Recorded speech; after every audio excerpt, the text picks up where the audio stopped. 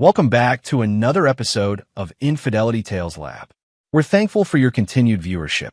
Before we begin, tell us, where in the world are you watching from? We love knowing our global reach. Now, let's dive into today's story. Chapter 1. The Foundation. Vincent Morrison had built his life on three unshakable principles: loyalty, family, and consequence.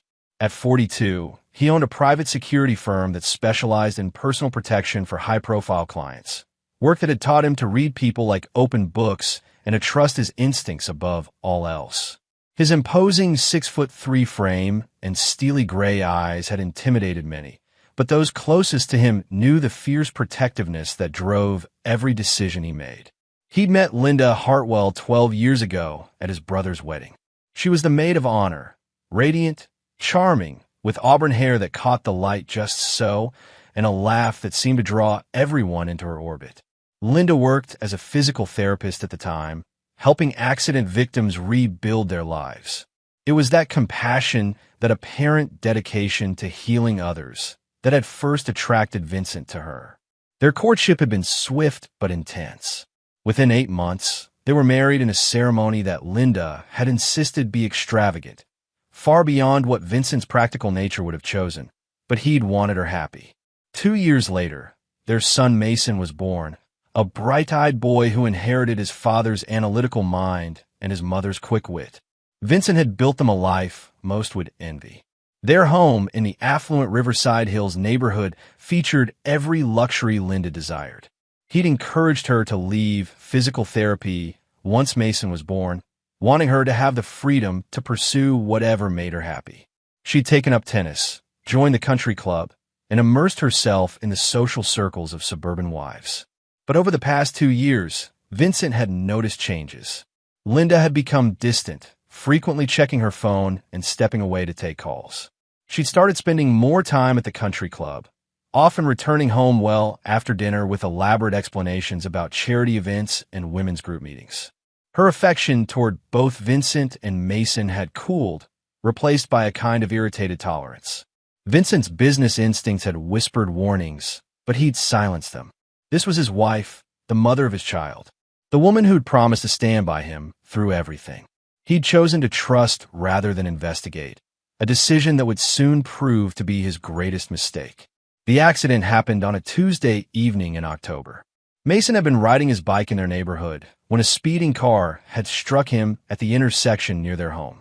Vincent received the call while reviewing security protocols with a client. The words critical condition and emergency surgery had shattered his world in an instant. He'd driven to the hospital with hands trembling for the first time in years, his mind cycling through every worst-case scenario. Mason, his brilliant 10-year-old son who wanted to be a detective just like his dad, was fighting for his life. The doctors explained that Mason had suffered severe head trauma and internal injuries. The next 48 hours would be crucial. Vincent had called Linda immediately, but it went straight to voicemail. He'd tried 3 more times during the harrowing first night as Mason underwent surgery after surgery. Each time, no answer. It wasn't until the next evening, nearly 24 hours after the accident, that Linda finally appeared at the hospital. She'd rushed into the ICU waiting room wearing a tennis outfit, her hair perfectly styled, not a trace of the frantic worry Vincent would have expected from a mother whose child was fighting for his life. Her explanation, that she'd been at a spa retreat with friends and hadn't checked her phone, had struck Vincent as odd, but in his exhaustion and fear, he'd pushed the doubts aside. Now, as he sat beside Mason's bed on the 3rd day, watching the steady rise and fall of his son's chest connected to machines that kept him alive, Vincent felt something cold settling in his chest. Linda had left the hospital that morning, claiming she needed to handle some urgent matters at home. She'd barely touched Mason's hand, barely looked at the monitors that tracked their son's fragile hold on life. Vincent studied his son's pale face, so young and peaceful despite the trauma his small body had endured. Mason was all that mattered now. Everything else, every doubt, every warning sign he'd ignored, could wait. But deep in the recesses of his mind, Vincent Morrison was beginning to compile a list of questions that would soon demand answers. Chapter 2. The Breaking Point. The call came on the 4th day, just as the afternoon light was beginning to fade through the hospital room windows. Vincent had been reading to Mason, hoping his voice might somehow reach through the sedation and medical haze. The doctors had cautiously mentioned that Mason was showing signs of improvement, but he remained unconscious. Vincent, Linda's voice on the phone carried that particular tone he'd learned to recognize, the one she used when she wanted something and expected compliance. "How is he?" she asked, though Vincent noted she didn't wait for a complete answer before continuing. "Listen, I need to talk to you about something important." Vincent glanced at Mason's still form, the bandages around his head, the 4 lines threading into his small arms. "I'm here with our son, Linda. Whatever it is can wait." "No, it can't wait. Tomorrow is my cousin Brielle's birthday party. It's been planned for months, and I need you to help prepare. The whole family will be there, and—" Vincent felt something snap inside his chest. "Are you serious right now? Don't take that tone with me. I know Mason is your priority, but life doesn't stop because of this. Brielle specifically asked for you to handle the photography setup. You know how good you are with cameras, and our son is in the ICU." Vincent's voice dropped to a dangerous quiet that anyone who knew him would have recognized as a warning. "He nearly died 3 days ago. He's still unconscious, and you're talking about a birthday party?" "The doctor said he's stable now. And honestly, Vincent, you sitting there staring at him isn't going to make him wake up any faster. This family event is important to me. Brielle has always been like a sister to me, and missing her 30th birthday would be unforgivable." Vincent closed his eyes, trying to process what he was hearing. In 12 years of marriage, he'd seen Linda's selfish tendencies, her need to be the center of attention, her talent for making every situation somehow about her. But this was beyond anything he'd imagined. "I can't," he said simply. "This isn't the time." There was a pause, and when Linda spoke again, her voice had turned cold, calculating. "Vincent, I'm not asking. I'm telling you. If you don't come tomorrow and help make this party perfect, I'll file for divorce." The words hit him like a physical blow, not because of the threat itself, but because of what it revealed about the woman he'd married. Standing in that sterile hospital room, watching machines keep his son alive, Vincent finally saw Linda with perfect clarity. She was threatening to destroy their marriage unless he abandoned their critically injured child for a party. "Let me make sure I understand," Vincent said, his voice carrying a deadly calm that would have terrified anyone who truly knew him. "You're threatening to end our marriage unless I leave our son's bedside to help you with party decorations. Don't be dramatic. He's sedated anyway. He won't even know you're gone." That was the moment, the precise instant when Vincent Morrison's love for his wife died completely, replaced by something far more dangerous. He'd built his career on reading people, on understanding their motivations and capabilities. And in that moment, he finally understood exactly who Linda was. Without another word, he ended the call. Then, with deliberate precision, he deleted her number from his phone. He turned off the device entirely and placed it in his jacket pocket. Whatever Linda chose to do next, whatever threats she made or actions she took, Vincent was done. He pulled his chair closer to Mason's bed and took his son's small hand in his own. "It's okay, buddy," he whispered. "Daddy's here. Daddy's not going anywhere." The next evening, as Linda was presumably celebrating at her cousin's party, Vincent remained exactly where he belonged. He'd spent the day talking to Mason, reading his favorite books aloud, and researching every detail of his son's treatment with the focused intensity that had made him successful in business.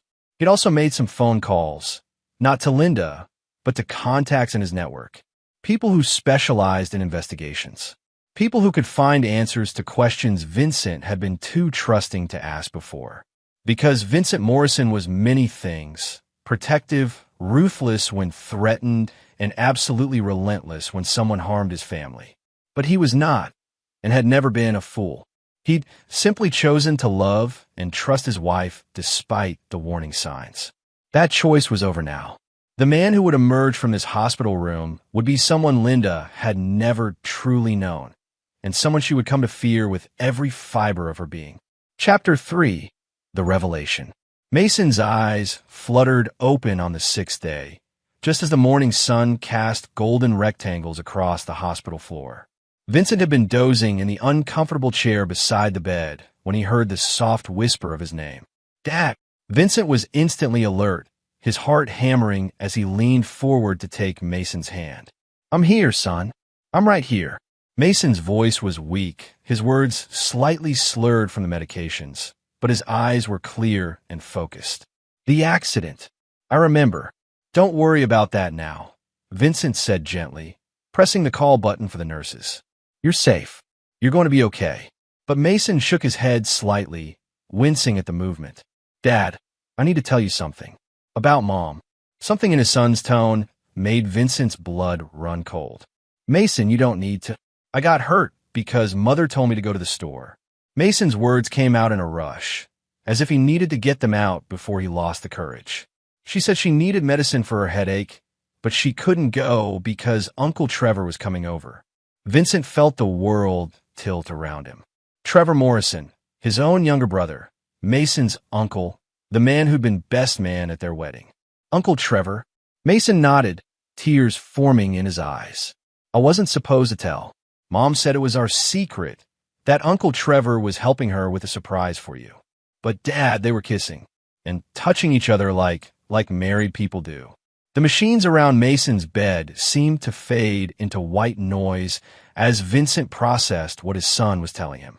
Linda and Trevor, his wife and his brother. The betrayal cut deeper than any physical wound could have. Mom sent me to get medicine so they could be alone, Mason continued, his young voice carrying guilt that no child should bear. I was supposed to take the bike path, but I was upset and took the shortcut through the street instead.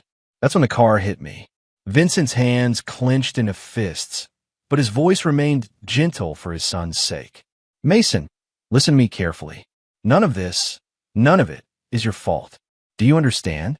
Mason nodded, but Vincent could see the weight his son was carrying. I heard them talking before I left. Uncle Trevor was mad about something, said he was tired of hiding.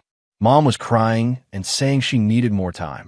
The final pieces clicked into place in Vincent's mind with crystal clarity. Linda's recent distance, her mysterious phone calls and lengthy absences, her complete lack of emotional response to Mason's accident, the spa retreat excuse that had never quite made sense. And now, the ultimate insult, threatening divorce if he didn't abandon their injured son to help her maintain appearances at a family gathering. A nurse entered the room, followed quickly by Dr. Patricia Wells, who began examining Mason with gentle professionalism. Vincent stepped back, giving them space to work, but his mind was racing far beyond the hospital room. Remarkable recovery, Dr. Wells murmured as she checked Mason's pupils and reflexes. The swelling has reduced significantly, and his cognitive responses are excellent. We'll want to keep him for observation for another few days, but this is very encouraging. Vincent nodded, managing to smile for Mason's benefit, but inside him something fundamental had shifted. The protective father who'd spent days praying for his son's recovery was still there, but he was now joined by something far more dangerous, a man who'd been betrayed by the two people he'd trusted most in the world. After Dr. Wells left and Mason drifted back to sleep, Vincent walked to the window overlooking the parking lot. 3 stories below, he could see his black Mercedes, the same car he'd driven frantically to the hospital 6 days ago when he'd still believed his world was intact. His phone, silent for the past 2 days, showed 17 missed calls from Linda and 4 from Trevor. He read through Linda's increasingly frantic voicemails, concern about his silence, then anger about missing the party, then attempts at manipulation about working through their problems. Trevor's messages were more direct. We need to talk. Linda told me what happened. This isn't what you think. Call me back, Vincent. Vincent deleted every message without responding. Then he scrolled through his contacts until he found a name he hadn't called in over a year. Anthony Russo, a private investigator who'd worked security details for some of Vincent's most demanding clients. Anthony specialized in cases that required absolute discretion and thoroughness. The call was answered on the second ring. Russo Investigations. Anthony, it's Vincent Morrison. I need to hire you for something personal. Vincent, of course. What do you need? Complete surveillance and background on 2 subjects. Financial records, communications, travel patterns, everything. I want to know what they've been doing, where they've been going, and who they've been talking to for the past year. Understood. Who are the subjects? Vincent watched his reflection in the window glass, noting the cold determination in his own eyes. My wife, Linda Morrison, and my brother, Trevor Morrison. There was a pause. Anthony had worked with Vincent long enough to know this wasn't a request made lightly. How deep do you want me to go? All the way to the bottom, Anthony. No limits, no boundaries. I want to know everything. You'll have preliminary findings within 48 hours. Vincent ended the call and returned to Mason's bedside. His son was sleeping peacefully now, the color already returning to his cheeks. Whatever came next, Vincent would make sure Mason was protected from all of it. But Linda and Trevor, they would face the full consequences of their choices. Vincent Morrison had built his reputation on understanding that every action had repercussions, and betrayal carried the highest price of all. The war was about to begin, and Vincent intended to win completely. Chapter 4. The Hunt Begins. Anthony Russo's preliminary report arrived exactly 48 hours later, delivered by encrypted email to Vincent's secure business account. Vincent read it in the hospital cafeteria during one of Mason's scheduled rest periods, and what he discovered made his blood turn to ice. The affair between Linda and Trevor had been going on for 14 months. Anthony had uncovered credit card records showing shared hotel visits, joint trips disguised as separate business travel, and hundreds of text messages between burner phones. But the details that cut deepest were the personal ones.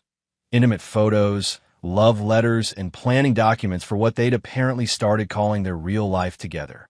More damaging still were Trevor's financial records. Vincent's brother had been systematically embezzling from their family construction business, the company their father had built and left to both sons. Trevor had been siphoning money into offshore accounts, apparently planning to disappear with Linda once they'd accumulated enough to start fresh somewhere else. But the revelation that made Vincent's jaw clench with fury was a recorded phone conversation Anthony had obtained from 3 weeks ago. Linda's voice was crystal clear. Once Vincent finds out about us, he'll probably try to take Mason away. We need to be prepared for that. Maybe it would be better if something happened to eliminate the custody issue entirely. Trevor's response had been just as chilling. You mean something permanent? I'm just saying accidents happen, especially to little boys who don't watch where they're going. Vincent had to step outside the hospital to process what he'd just read. His wife and brother hadn't just betrayed him. They'd potentially orchestrated their own son's near-death experience. The accident that had nearly killed Mason might not have been an accident at all. He called Anthony immediately. I need surveillance recordings from the intersection where Mason was hit. Traffic cameras, security footage from nearby businesses, everything. Already working on it. I should have those files by tomorrow. And Anthony? Expand the investigation. I want to know everything about both of them. Debts, associates, weaknesses. Everything that could be useful. Vincent spent the next 2 days maintaining perfect normalcy on the surface while building his case underneath. He continued caring for Mason, who was recovering remarkably well and would be discharged within the week. To any observer, Vincent appeared to be nothing more than a devoted father focused entirely on his son's health. But during Mason's sleeping hours and therapy sessions, Vincent was meeting with lawyers, accountants, and other specialists.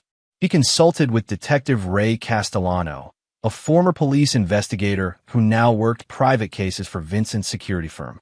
Ray specialized in building airtight cases that could withstand any legal scrutiny. You want to be very careful here, Vincent, Ray warned during their meeting at a downtown diner. If you're right about them orchestrating the accident, we're talking about attempted murder of child. That's not something you handle privately. I'm not interested in letting the courts handle this, Ray. I want them destroyed completely, but I want it done in a way that looks like natural consequences. Ray studied Vincent's face carefully. They'd worked together for 8 years, and he'd never seen this level of cold determination in his friend. What exactly are you planning? Trevor's been stealing from the family business. That stops now, and he pays back everything with interest. Linda wants a divorce. She'll get one, but she'll walk away with nothing. And if they did engineer Mason's accident, Vincent's voice dropped to a whisper that somehow sounded more threatening than any shout. Then they'll understand what real consequences look like. The traffic camera footage arrived that evening, and what it revealed confirmed Vincent's worst suspicions. The car that had struck Mason hadn't been speeding by accident. The driver had actually accelerated toward the crosswalk where Mason was crossing. More damning still, a license plate search revealed the vehicle was registered to a shell company that traced back to one of Trevor's business associates. Vincent now had proof of attempted murder. But instead of taking the evidence to police, Vincent began planning something far more comprehensive. He spent the night drafting what he privately called the Trevor Protocol, a systematic plan to strip his brother of everything he valued while exposing his crimes in the most publicly humiliating way possible. The plan had 3 phases. Phase 1 would target Trevor's finances and reputation within their shared business community. Phase 2 would destroy his relationship with Linda by revealing the extent of his criminal activities to her. Phase 3 would be the final reckoning, a confrontation that would leave Trevor with nothing but the knowledge that his own actions had caused his downfall. For Linda, Vincent had something even more personal in mind. She wanted to play games with their marriage. Vincent would show her exactly what happened when someone tried to manipulate a man who understood power better than she ever could. On Mason's final day in the hospital, Linda finally appeared for what she claimed would be a family discussion. She arrived wearing a new designer dress and jewelry Vincent didn't recognize, her manner combining false concern for Mason with barely concealed irritation at Vincent's continued silence. "We need to talk about us," she announced after giving Mason a perfunctory kiss on the forehead. "This silent treatment is childish, Vincent. I know you're upset about the party, but there is no us anymore, Linda." Vincent's voice was calm, almost pleasant. "File for divorce whenever you want. My lawyer will be in touch with the settlement terms." Linda's eyes flashed with triumph, clearly believing she'd won. "Good. I was hoping you'd be reasonable about this." "Oh, I'm going to be very reasonable," Vincent agreed, smiling in a way that didn't reach his eyes. "You'll find me extremely reasonable."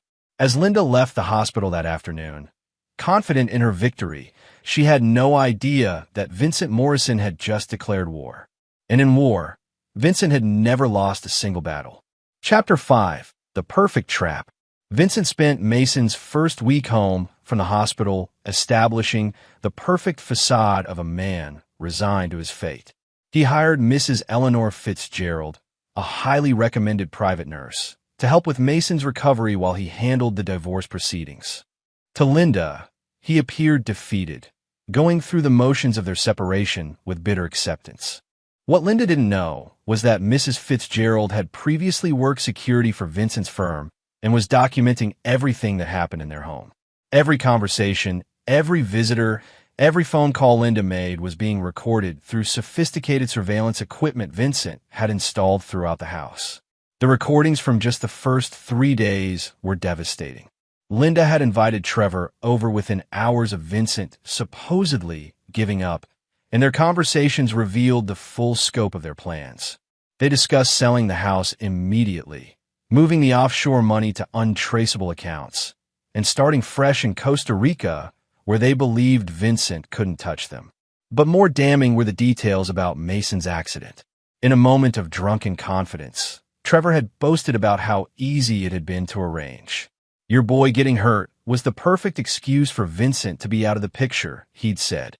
"And if he'd been hurt worse, well, single mothers get a lot more sympathy than divorced wives."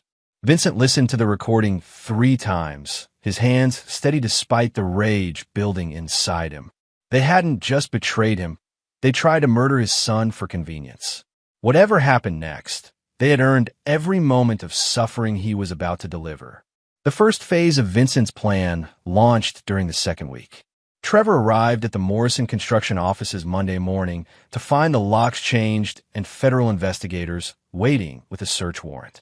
Vincent had provided them with detailed financial records showing the embezzlement, tax evasion, and fraud Trevor had been committing for over a year. "I don't understand," Trevor had called Vincent, panic clear in his voice. "Why would you turn me in? We're family. You stopped being my family the moment you decided to steal from our father's company," Vincent replied calmly. The FBI is very interested in your offshore accounts, by the way. Turns out hiding money from the IRS is still illegal. While Trevor scrambled to find lawyers and damage control, Vincent was already implementing Phase 2. He arranged for Linda to receive copies of Trevor's arrest records, his financial crimes documentation, and, most importantly, recordings of Trevor bragging about having other women in 3 different cities. Linda's call came within an hour of receiving the package. Vincent, we need to talk. Something terrible has happened with Trevor. I know all about Trevor, Vincent said simply.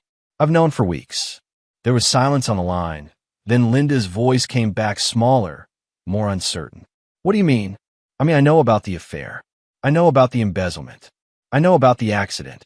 Each word was delivered with surgical precision. I know everything, Linda. You don't understand. I understand perfectly. You and my brother have been planning to destroy my family, steal my money, and move to Costa Rica. Unfortunately for both of you, I'm much better at this than you are. Vincent could hear Linda's breathing becoming rapid and panicked. What do you want? I want you to pack a suitcase and be out of my house by noon tomorrow. The divorce papers will grant you exactly what you deserve. Nothing. You can keep whatever you can fit in that suitcase. You can't do this. I have rights. You had rights when you were my wife. You gave those up when you decided to have my son nearly killed for your convenience. Vincent's voice remained calm, but the words carried the weight of absolute finality. Noon tomorrow, Linda. Don't be late. The next morning, Vincent watched from Mason's bedroom window as Linda loaded 2 suitcases into her car, her face streaked with tears and fury. She kept looking up at the house, clearly hoping Vincent would change his mind or come outside to negotiate. He didn't. Mason, propped up in bed reading, looked up at his father. Is Mom really leaving forever? Yes, she is. Are you sad? Vincent considered the question carefully. Was he sad? The man who'd loved Linda Hartwell was sad, but that man had died in a hospital room a week ago. The man who'd taken his place felt only cold satisfaction at seeing justice served. No, buddy, I'm not sad. People who hurt our family don't get to stay in our family. Mason nodded seriously, wise beyond his 10 years. Like Uncle Trevor? Exactly like Uncle Trevor. That afternoon, Vincent received a call from Detective Castellano. Trevor Morrison posted bail 2 hours ago. Word is he's been trying to contact Linda, but she's not answering her phone. She's probably figured out that he's been lying to her about everything else too, Vincent observed. What's his next move likely to be? My guess. He's going to come looking for you. Men like your brother don't go down quietly, especially when they think they've been betrayed. Vincent smiled grimly. Good. I've been waiting for him to make that mistake. Because Phase 3 of Vincent's plan required Trevor to come to him. And when he did, Vincent would be ready to finish what his brother had started the day he'd decided that harming a child was an acceptable price for his greed. The final confrontation was coming, and Vincent Morrison intended to win it permanently. Chapter 6: The Reckoning Approaches. Trevor Morrison made his predictable move on a Thursday evening, just as Vincent had calculated he would. Desperate, facing federal charges, and abandoned by Linda, he came to the family home looking for someone to blame for his downfall. Vincent had been expecting him. Mrs. Fitzgerald had taken Mason to his grandmother's house for a sleepover, leaving Vincent alone to handle what was coming. The security system Vincent had installed captured Trevor's arrival, drunk, angry, and carrying what appeared to be a baseball bat from his truck. Vincent watched through the security monitors as Trevor stumbled up the front walkway, muttering to himself. The external microphones picked up fragments, ruined everything. My own brother should have finished the job. When Trevor started pounding on the front door, Vincent was ready. Vincent, open this door. We need to settle this like men. Vincent opened the door calmly, noting Trevor's bloodshot eyes and the reek of alcohol. His younger brother had always been the volatile one, quick to anger and slower to think. That predictability had made planning this confrontation remarkably simple. Hello, Trevor. You look terrible. You son of a bitch. Trevor raised the bat, but Vincent was faster, stepping aside as Trevor's drunken swing left him off balance. Vincent caught his brother's wrist and twisted, sending the bat clattering across the entryway floor. That was a mistake, Vincent said conversationally, as if discussing the weather. Trevor stumbled backward, suddenly realizing he'd badly miscalculated. Vincent had always been the bigger, stronger brother, but Trevor had forgotten that Vincent's security work kept him in peak physical condition. "You destroyed my life," Trevor shouted. "Linda was the best thing that ever happened to me, and I didn't do anything to your life, Trevor. You destroyed it yourself the moment you decided to steal from our family business." Vincent advanced slowly, and Trevor backed toward the living room. "I just made sure there were consequences. The money was as much mine as yours. The money you stole wasn't from the business profits, Trevor. You've been embezzling from client accounts. Money that belonged to other people, people who trusted us." Vincent's voice carried cold contempt. "Our father built this company on integrity, and you turned it into your personal piggy bank." Trevor's face flushed with rage and shame. "Dad always liked you better anyway. You got everything handed to you, while I had to scrape for whatever." "Stop!" Vincent's command cut through Trevor's rant like a blade. "Don't you dare bring our father into this. He died believing you were a man of honor." "Honor?" Trevor laughed bitterly. "What honor is there in watching your older brother get everything while you get scraps?" Linda understood that. She saw how you treated me, how you always had to be the successful one, the perfect one. Linda understood that you were a useful idiot with access to money, Vincent interrupted. "She's been playing you for 14 months, Trevor. Every promise she made, every plan you thought you two had together, it was all manipulation." Vincent pulled out his phone and played one of the recorded conversations from the previous week. Linda's voice filled the room. "Trevor's so desperate to prove himself that he'll do anything I suggest.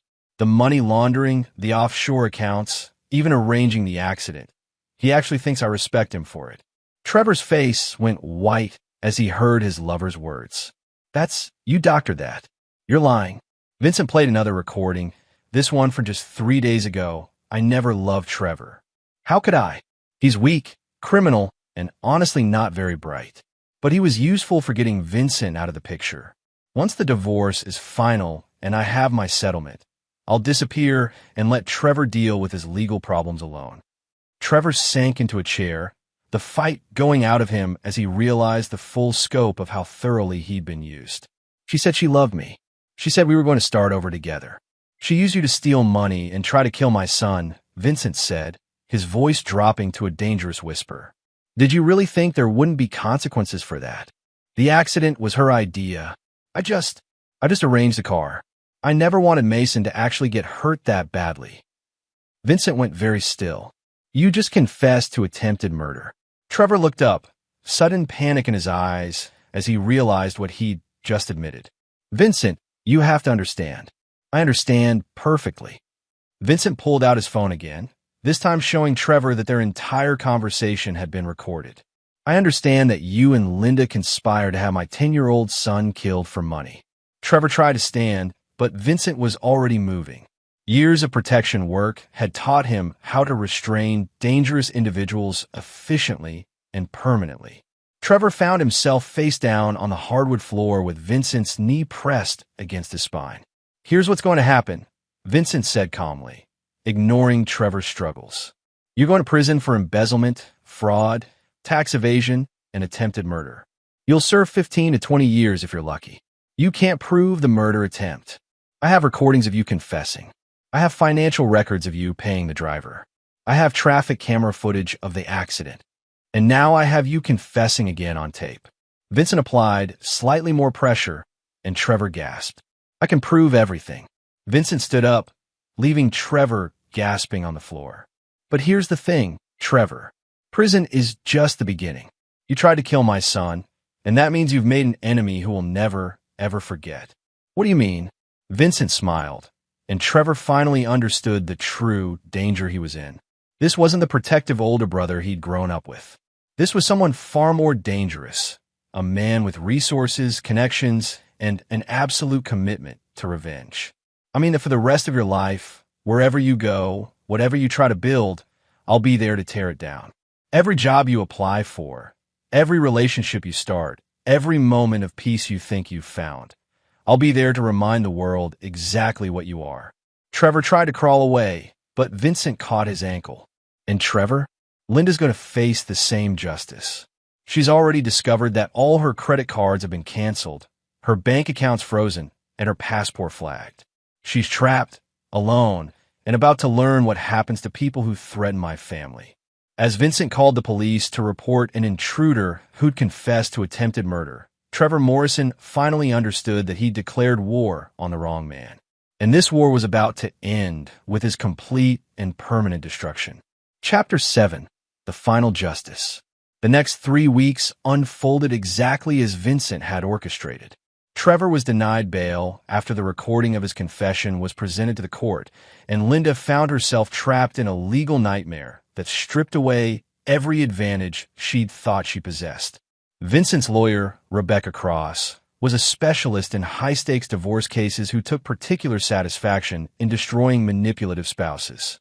She'd reviewed all of Vincent's evidence and constructed a legal strategy that would leave Linda with nothing while ensuring she faced criminal charges for her role in Mason's attempted murder. She's trying to claim she was coerced by Trevor, Rebecca informed Vincent during their meeting.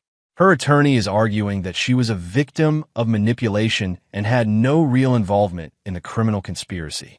Vincent smiled coldly. Show them the recordings from last Tuesday. Rebecca played the audio file Vincent had provided. Linda's conversation with a man named Carlos Mendez, whom she'd been secretly meeting while supposedly devastated about her marriage's end. In the recording, Linda was clearly planning to access hidden assets and flee the country once the heat died down. I love how she thought she was so clever, Rebecca observed, trying to play the victim while secretly planning her escape. The prosecution is going to have a field day with this. Linda's attempts to claim innocence collapsed when faced with the overwhelming evidence Vincent had accumulated. The recordings of her planning Mason's accident, her knowledge of Trevor's embezzlement, and her attempts to hide assets all painted a picture of a woman who was far from the victim she claimed to be. But Vincent's revenge went deeper than just legal consequences. He'd used his network of contacts to ensure that Linda's reputation was destroyed throughout their entire social circle. The country club expelled her for moral turpitude. Her closest friends received anonymous packages containing transcripts of her most damning recorded conversations. Every bridge she'd ever built was systematically burned. The coup de grace came when Vincent arranged for Linda's own family to learn the truth about her character. Her cousin Brielle, the same cousin whose birthday party had triggered Linda's divorce threat, received copies of recordings where Linda mocked Brielle as a pathetic spinster who throws elaborate parties because she has no real life. Within a week, Linda found herself completely isolated, facing serious criminal charges and financially destitute. Her desperate attempts to contact Vincent for mercy went unanswered. Vincent was focused entirely on Mason's continued recovery and the rebuilding of their lives. His son was thriving, both physically and emotionally, and had shown remarkable resilience in the face of everything that had happened. "Dad, do you think Uncle Trevor is sorry for what he did?" Mason asked one evening as they worked on a puzzle together. Vincent considered the question carefully. "I think Trevor is sorry he got caught, buddy. But being sorry you got caught is different from being sorry you hurt someone." Mason nodded thoughtfully. "Like when kids at school say sorry, but they don't really mean it?" "Exactly like that. I'm glad he's gone," Mason said quietly. "And I'm glad Mama's gone too. They made everything feel scared and angry all the time." Vincent felt a surge of protective love for his son. Despite everything Mason had endured, he was becoming a stronger, more perceptive child. The trauma hadn't broken him. It had revealed his inner strength. The final courtroom scenes played out with devastating efficiency. Trevor was sentenced to 18 years in federal prison for embezzlement, fraud, and conspiracy to commit murder. The judge specifically noted the calculated cruelty of targeting a child for financial gain. Linda received 12 years for conspiracy and accessory charges, though Vincent suspected she'd serve the full sentence. Prison had a way of being particularly harsh to people who harmed children, and word had a way of spreading about what inmates were inside for. As Vincent watched them both being led away in shackles, he felt no satisfaction, no triumph, only a cold sense of completion. Justice had been served, consequences had been delivered, and the threats to his family had been permanently eliminated. But Trevor made one final mistake. As he was being escorted from the courtroom, he looked directly at Vincent and mouthed words that the security cameras would later clearly capture. "This isn't over."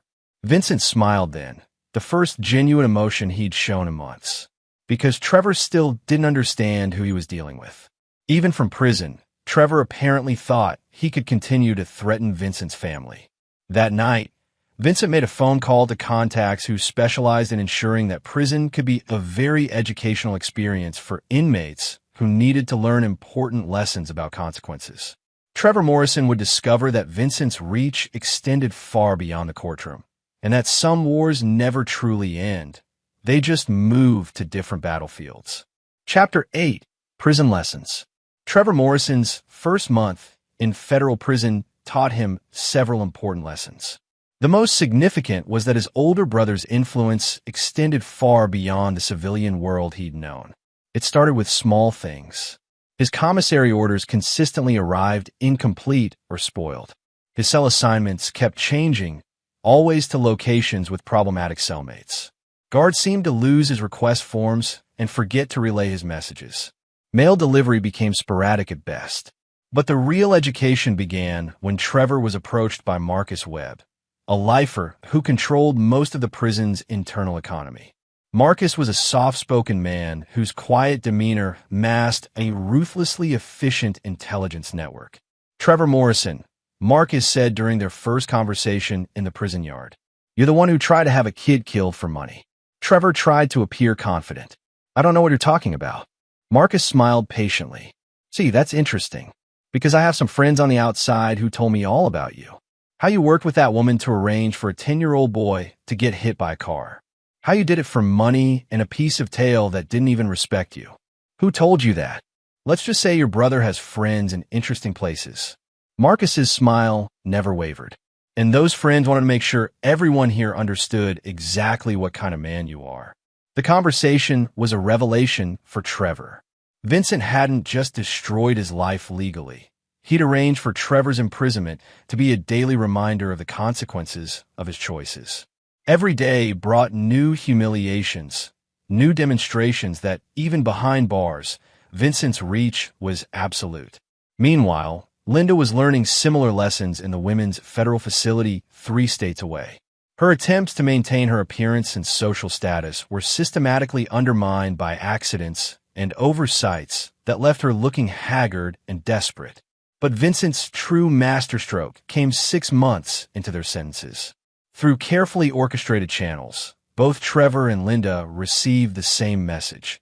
Vincent Morrison had adopted a new identity and disappeared with Mason, leaving no forwarding address. They would serve their full sentences knowing that when they were released, they would never be able to find or threaten Vincent's family again. The message was a lie, of course. Vincent and Mason had simply moved to a new house in a different part of town and continued their lives. But the psychological impact on Trevor and Linda was devastating.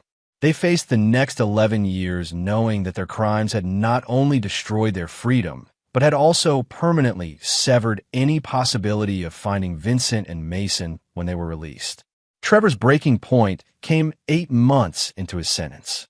During a supervised phone call, he managed to reach one of Vincent's old business numbers. "Vincent, please, I'm begging you. I've learned my lesson. I'm sorry for everything." "Trevor," Vincent's voice was calm, almost pleasant. "I'm surprised to hear from you. Please, you have to call off whatever you've arranged in here. I can't take much more of this." "Call off what?" "I haven't arranged anything, Trevor. What you're experiencing are just the natural consequences of your choices. People know what I did to Mason. They know about the accident. Of course they do. Attempted child murder is public record. I'm not responsible for how other inmates react to that information."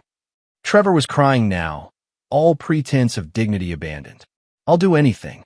I'll sign over everything. I'll admit to whatever you want. Just please." "Trevor, you already confessed to everything on tape. You already signed over everything when the courts seize your assets. There's nothing left for you to offer me. Then what do you want? Vincent's voice dropped to the quiet, dangerous tone Trevor had learned to fear. I want you to serve every single day of your sentence, knowing that you tried to murder my son for money. I want you to wake up every morning and go to sleep every night remembering that your greed and weakness nearly killed a 10-year-old boy. Vincent, please. And I want you to understand that when you're eventually released, you'll be a registered felon with no money, no family, no friends, and no future. You'll spend the rest of your life knowing that you destroyed everything good you ever had for a woman who never respected you and money you were too stupid to enjoy. The line went dead, and Trevor Morrison finally understood that his war with Vincent had been over before it started. He'd brought a knife to a gunfight, and Vincent had spent months ensuring that the defeat would be permanent and complete. In her own facility, Linda received a similar call that same day. Her conversation with Vincent lasted exactly 90 seconds and ended with her screaming threats and obscenities into a disconnected phone line.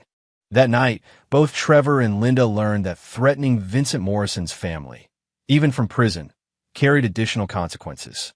The next morning, they were both transferred to maximum security facilities where communication with the outside world became almost impossible.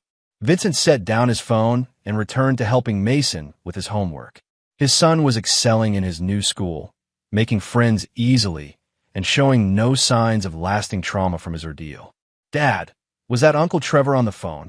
Mason asked without looking up from his math problems. "Yes, it was." "Did he say he was sorry?" Vincent considered the question. He said the words, but they didn't mean anything. Some people only say sorry when they want something, not because they actually feel bad about what they did.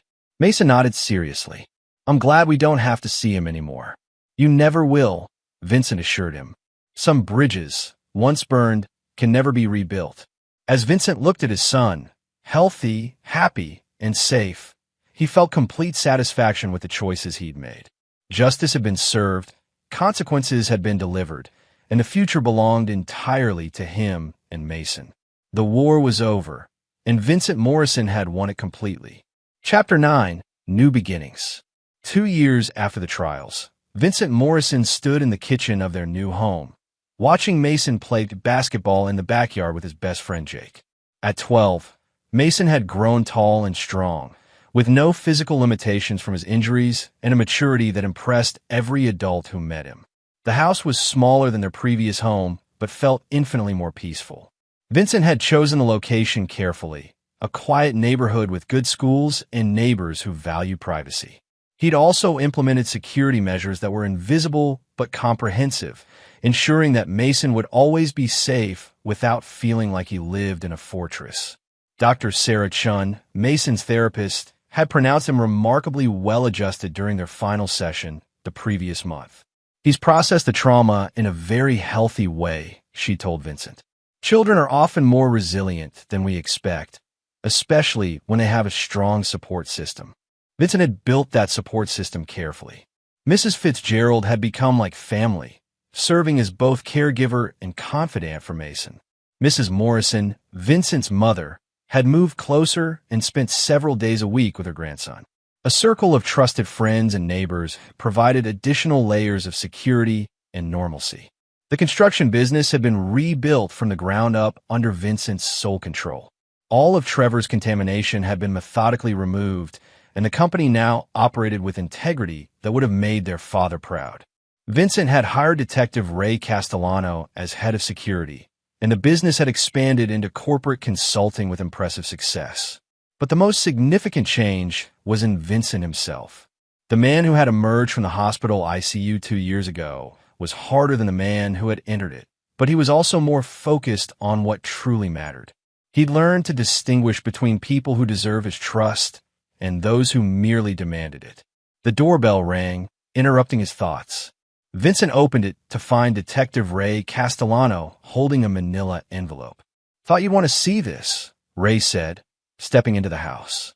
Vincent opened the envelope and found photographs from federal prison surveillance cameras.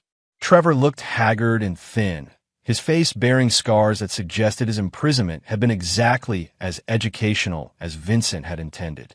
In the photos, he was being transferred to another facility, this time a minimum security prison farm in a remote location. He's been reclassified as a model prisoner, Ray explained. Apparently, he's found religion and spends most of his time in the prison library. Vincent studied the photos without emotion. How much time does he have left? 8 years, assuming good behavior. Linda has about 7 left on her sentence. Vincent nodded and placed the photos back in the envelope. Any word on their post-release plans? Trevor's been writing letters to his old army buddies, talking about starting fresh somewhere far away. Linda's apparently planning to move in with her sister in Oregon once she's released. Both of them seem to understand that returning to this area would be inadvisable. Good. Vincent sealed the envelope and handed it back to Ray. File this with the others. I don't need to see any more updates unless they try to make contact. Ray understood. Vincent had moved beyond the need for ongoing revenge into the more important work of building a secure future for his son. The past was settled. What mattered now was ensuring that the future remained protected. That evening, as Vincent helped Mason with his algebra homework, his son looked up with a question that had clearly been on his mind for a while. Dad, do you ever think about what would have happened if Uncle Trevor and Mom had been different people? Vincent set down his pen and considered the question seriously. What do you mean? Like, if they had been good people who loved us and never tried to hurt anyone, do you think we'd still be a family? It was a profound question for a 12-year-old, and Vincent realized that Mason was grappling with concepts of family, loyalty, and forgiveness that many adults never fully understood. I think good people who loved us wouldn't have made the choices they made, Vincent said carefully. Real love means protecting the people you care about, not hurting them for your own benefit. Mason nodded thoughtfully. So they showed us who they really were by what they did. Exactly. And now we know to build our family with people who show us through their actions that they can be trusted, like Mrs. Fitzgerald and Grandma and Uncle Ray. Vincent smiled. Ray had become like a brother to both of them, filling the role that Trevor had abandoned. Mrs. Fitzgerald had proven more maternal than Linda had ever been. Vincent's mother had stepped up as the grandmother Mason deserved. Exactly like them. Family isn't just about blood relations, Mason. It's about people who choose to love and protect each other, no matter what. Mason returned to his homework with the satisfied expression of someone who'd received an answer that made sense of his world. Vincent watched him work, marveling at the strength and wisdom his son had developed through adversity. Later that night, after Mason was asleep, Vincent sat in his study reviewing security reports and business documents. The ritual had become both practical necessity and personal meditation, a way of ensuring that the peaceful life they'd built remained protected. His phone buzzed with a text from an unknown number. Your brother says hello from his new home. Asks if you've forgotten about him yet. Vincent deleted the message without responding. Someone, probably one of Trevor's fellow inmates, was trying to goad him into some kind of reaction. It was exactly the kind of desperate, pathetic move Trevor would orchestrate from prison. Vincent had not forgotten about Trevor, and he never would. But forgetting and moving on were two different things. Trevor Morrison would serve every day of his sentence, knowing that his choices had permanent consequences. When he was eventually released, he would discover that Vincent's reach was long enough to ensure those consequences continued for the rest of his life. But Vincent Morrison had more important things to focus on than managing the misery of people who had forfeited the right to his consideration. He had a son to raise, a business to run, and a future to build. As he turned off the lights and headed upstairs, Vincent felt the deep satisfaction of a man who had faced the worst betrayal imaginable and emerged stronger. He'd learned that forgiveness was a luxury he couldn't afford, and that some wounds were meant to leave scars as reminders. Mason was safe, their enemies were neutralized, and their future was secure. In Vincent Morrison's world, that was the only victory that mattered. The war was over, and he had won it completely. And there you have it. Another story comes to an end. What did you think? I'd love to hear your thoughts in the comments below. If you enjoy this story, consider joining our community by subscribing. It means the world to us. For more stories like this one, check out the recommended videos on screen. And I'll see you there. Welcome back to another story on Infidelity Tales Lab. Before we begin, tell us, where in the world are you watching from? Now, let's dive into today's story. Chapter 1. The Call That Changed Everything. Martin Shepard was reviewing quarterly reports in his downtown office when his phone buzzed with an unknown number. As a successful security consultant who'd spent 15 years in military intelligence, he rarely answered unknown calls. But something made him pick up. Martin? It's Teresa. His brother Edward's voice was barely recognizable, shaking with panic. She's in the hospital. She had a stroke. Teresa, his 24-year-old niece, the brilliant medical student who'd been accepted to Johns Hopkins. Martin's chest tightened. Which hospital? St. Mary's General. Martin, they're saying she might not make it. Within 30 minutes, Martin was racing through hospital corridors, his tactical boots echoing against sterile floors. He found Edward slumped in a waiting room chair, looking like he'd aged a decade in hours. What happened? Martin demanded, his steel-gray eyes scanning his brother's face for details. Edward ran trembling hands through his hair. She was studying late. Her roommate found her collapsed this morning. The doctors, they ran tests. Massive stroke. They're saying there's extensive brain damage. Martin studied his brother's expression. Something felt off. Edward had always been the weaker Shepard brother. Where Martin had joined the military and built a successful consulting firm, Edward had drifted between jobs, always looking for easy money. But this wasn't just grief in his eyes. It was something else. Where is she? ICU. They're not letting anyone in right now, except immediate family. Edward's voice cracked. Martin, I can't handle this alone. Dr. Felipe Cummings emerged from the ICU, his expensive suit and perfectly styled hair giving him the appearance of someone who belonged more in a boardroom than a hospital. He approached with the practiced sympathy of someone who delivered bad news countless times. Mr. Shepard, I'm Dr. Cummings, Teresa's neurologist. I'm afraid I have some difficult news to share. Martin stepped forward, his military bearing evident. I'm Martin Shepard, Teresa's uncle. What's her condition? Dr. Cummings glanced at Edward before continuing. The stroke caused severe damage to multiple brain regions. Our tests indicate minimal higher brain function. She's breathing on her own, but... He paused, letting the words sink in. We're looking at a persistent vegetative state. What exactly does that mean? Martin's voice carried the authority of someone accustomed to getting straight answers. She may open her eyes, have sleep-wake cycles, but there's no awareness, no cognitive function. No ability to communicate or recognize loved ones. I'm very sorry. Edward broke down, but Martin remained composed, his analytical mind working. Something about Dr. Cummings bothered him. The man seemed almost eager to deliver the prognosis, too quick to write Teresa off. I want to see her, Martin said. Of course, but I should prepare you. I've seen worse. Martin's tone cut off the doctor's attempts at gentle preparation. The ICU was a maze of beeping machines and hushed conversations. Teresa lay still in bed 7, various tubes and monitors surrounding her. Martin had seen combat casualties, had held dying soldiers in his arms, but seeing his vibrant niece reduced to this hit him like a physical blow. He pulled a chair close to her bed and took her hand. Her skin was warm, her pulse steady. This was the girl who'd called him every week during college, who'd sent him photos of her latest medical textbooks with notes like, Uncle Martin, look how cool this brain surgery technique is. Hey, kiddo, he whispered. It's Uncle Martin. I'm here. Edward lingered in the doorway, checking his phone repeatedly. The insurance company called, he said quietly. They want to discuss options. What kind of options? Long-term care facilities. The costs. Edward's voice trailed off. Martin, I can't afford this. And if she's really gone, if this is all she'll ever be. Martin's jaw tightened. She's your daughter. She's not really there anymore. The doctor said a lot of things. Martin's voice carried a warning. You're talking about your child. Edward shifted uncomfortably. I know you care about her, but you don't understand the reality.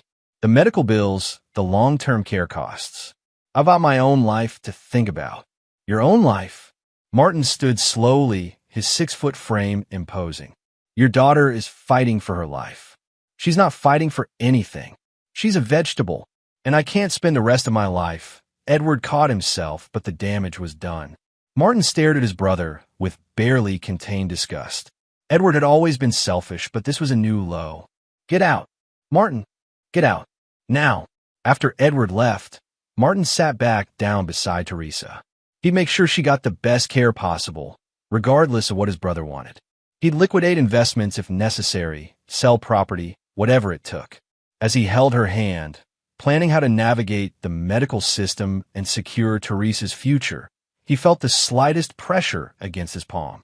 He looked down, then at Teresa's face. Her eyes remained closed, her expression unchanged. But Martin Shepard hadn't survived 15 years in military intelligence by ignoring subtle signs. Something had just happened. Something that told him Dr. Cummings might be very, very wrong. Chapter 2. The Note. 3 days later, Martin had established a routine. Every morning at 8, he'd arrive at the hospital with coffee and Teresa's favorite classical music playlist. He'd read to her from medical journals. She'd always loved staying current with research and talk about anything that came to mind.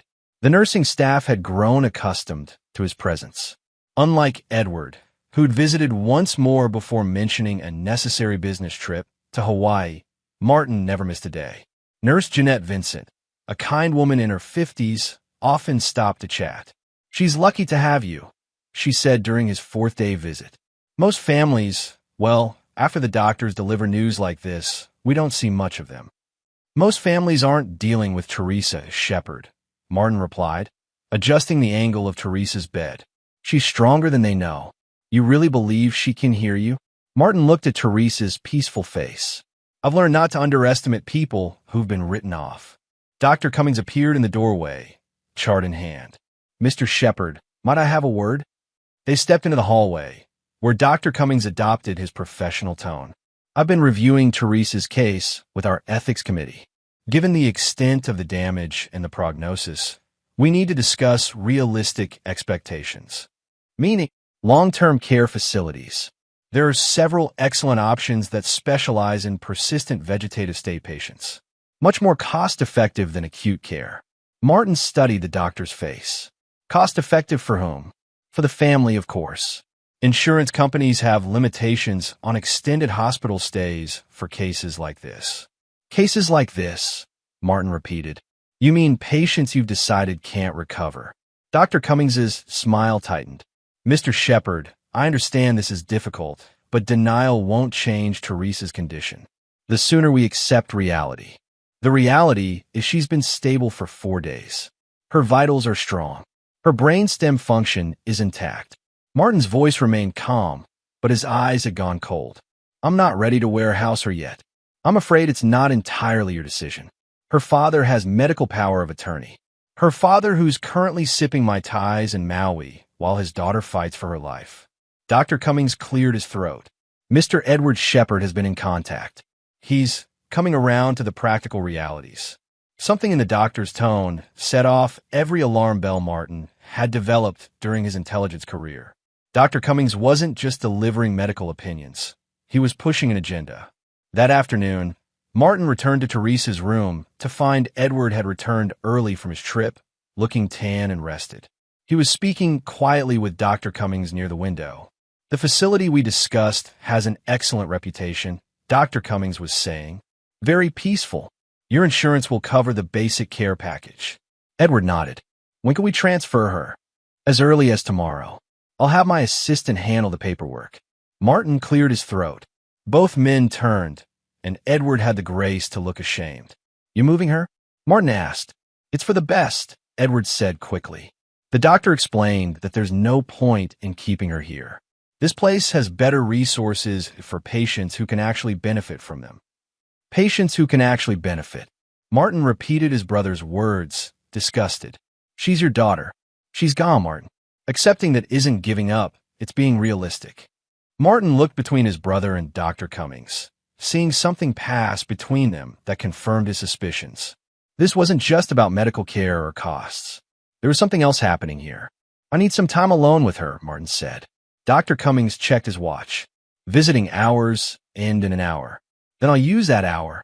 After they left, Martin sat beside Teresa and took her hand. I don't know if you can hear me, kiddo, but something's not right here. Your dad and that doctor are pushing too hard to move you. And in my experience, when people push that hard for something, it's usually not for the reasons they claim. He felt it again, the slightest pressure from her fingers. This time, he was certain it wasn't his imagination. Teresa, if you can hear me, squeeze my hand. Nothing for a long moment. Then, unmistakably, a gentle squeeze. Martin's heart pounded. Again, one squeeze for yes, two for no. Can you hear me?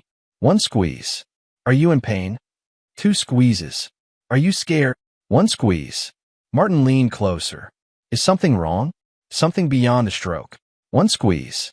Then Teresa's hand began to move, her fingers working against his palm. Martin looked down and saw she was trying to slip something to him. A small piece of paper, carefully folded. He palmed the note and looked around the room. No cameras were visible, but he couldn't be sure they weren't being monitored. I've got it, he whispered. I'll figure this out. In the hospital bathroom, Martin unfolded the note. Teresa's handwriting was shaky but unmistakable. Uncle Martin, not brain dead. Dr. Cummings lying. Dad taking money. Help me. They're going to kill me at the facility. 3 other patients already dead. Can't move much but can think. Trust no one here except Nurse Vincent. They don't know I can write.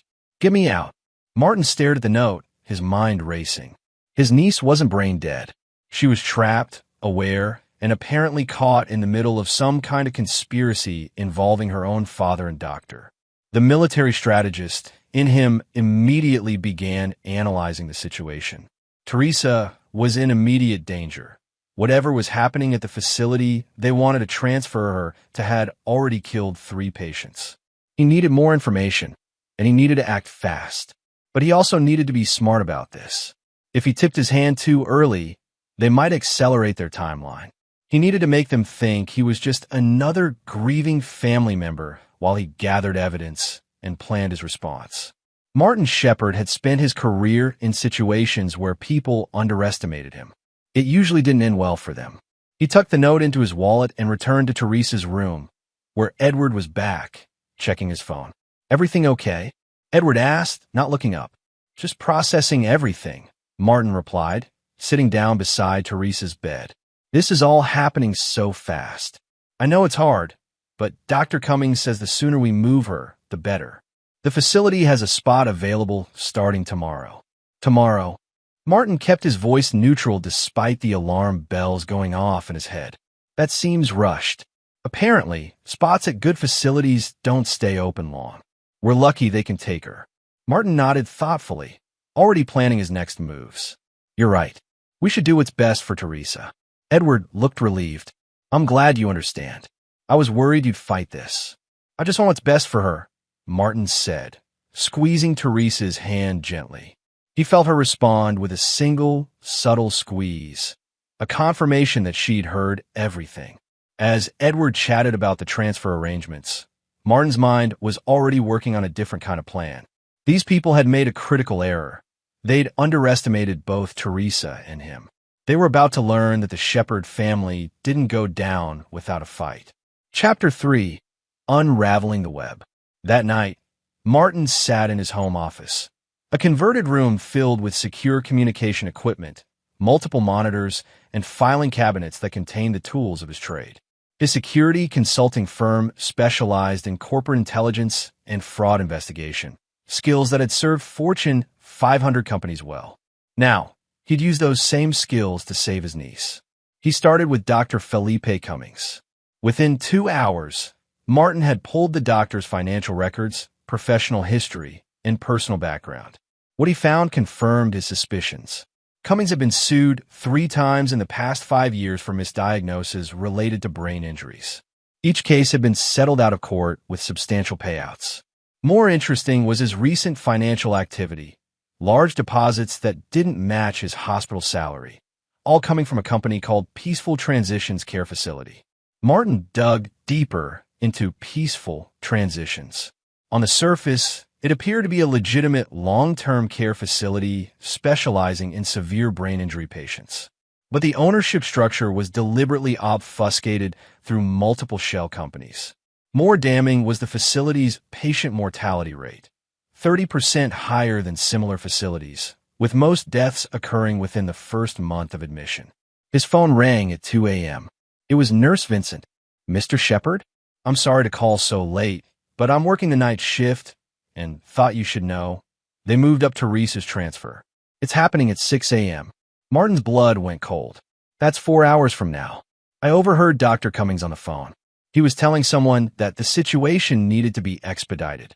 "Mr. Shepard, I've been a nurse for 23 years, and something about this whole thing feels wrong." "What do you mean?" Teresa's response is, "I've seen truly brain-dead patients, and she doesn't fit the profile. Sometimes I catch her eyes tracking movement. And yesterday, when I was adjusting her fore, I swear she tried to move her hand away." Martin closed his eyes. Nurse Vincent had noticed what Dr. Cummings had deliberately ignored. "Jeanette, I need you to do something for me, but it has to stay between us." "What kind of something?" "I need you to document every vital sign, every response, every detail about Teresa's condition between now and 6 a.m. Take photos if you can. And if anyone tries to give her medication that's not on a regular chart, call me immediately." There was a pause. "You think someone's deliberately misdiagnosing her?" "I think my niece tried to tell me something, and I'm starting to understand what."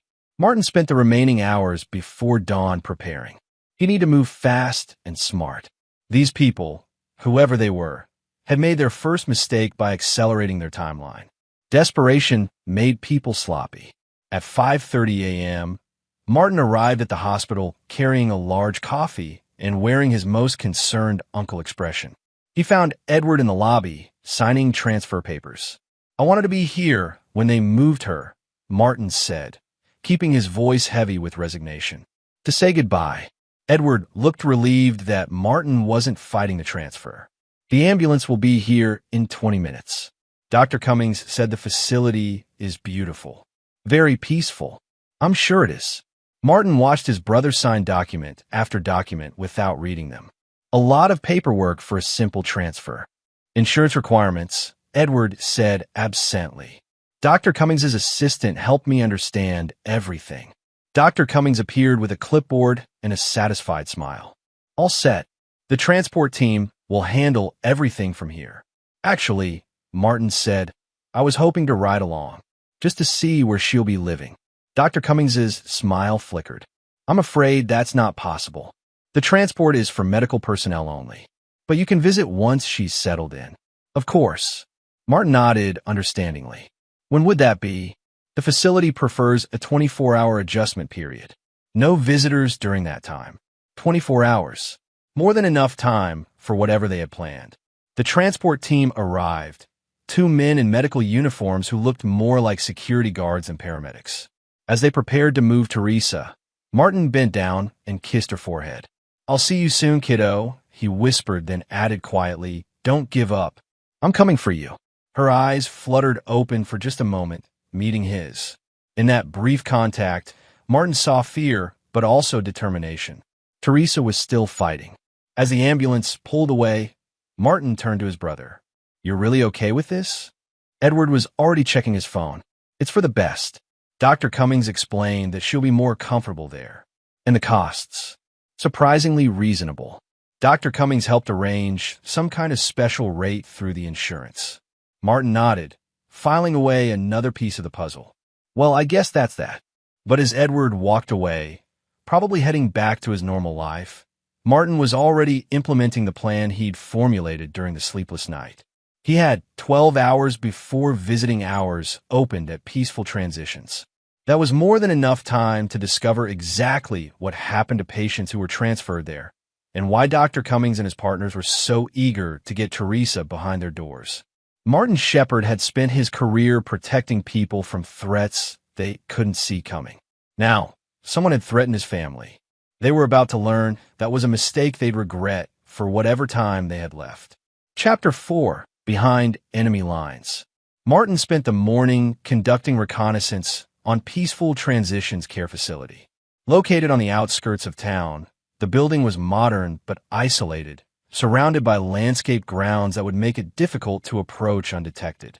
More concerning was the security setup: cameras at every entrance, keycard access, and what appeared to be motion sensors along the perimeter. For a care facility, it was remarkably well protected.